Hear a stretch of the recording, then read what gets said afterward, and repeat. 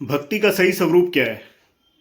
भक्ति ये नहीं है कि आप किसी मंदिर में गए और आपने भगवान से कहा कि भगवान मेरा ये काम कर दो, और आपने कुछ दिन इंतज़ार किया और आपका वो काम नहीं हुआ तो आपने भगवान बदल लिया कि चलो कहीं दूसरे भगवान के पास चलते हैं, शायद वहाँ हमारी मनोकामना पूरी हो जाए। भक्ति का मतलब है समर्पण।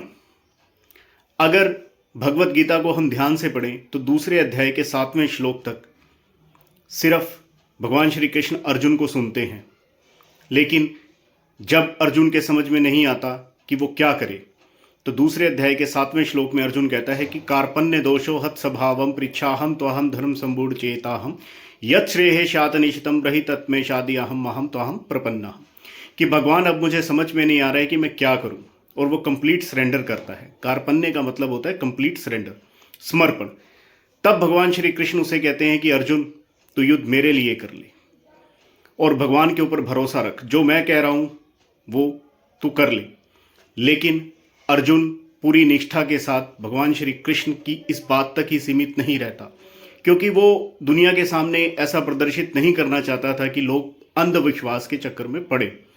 अगर ऐसा होता तो भगवत गीता 2 पन्नों में खत्म हो जाती, लेकिन अर्जुन ने भगवान श्री कृष्ण से अपनी जिज्ञासा जागृत रखी और एक के बाद एक प्रश्न किए, क्योंकि वो अंधविश्वास नहीं चाहता था। लेकिन ये सब कब हुआ? जब उसने कंप्लीट सरेंडर किया।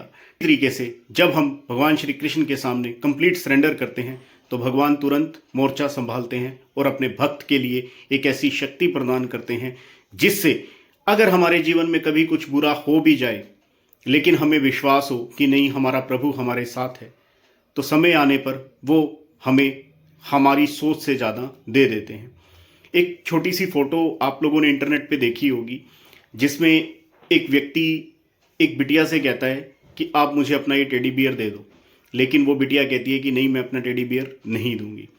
लेकिन ठीक उसी व्यक्ति के पीछे एक बड़ा सा टेडी बियर छुपा हुआ होता है, क्योंकि भगवान चाहते हैं कि मैं इसे ये छोटा टेडी बियर ले लूँ और इसको बड़ा सा दे दूँ, पर वो विश्वास नहीं कर पाती।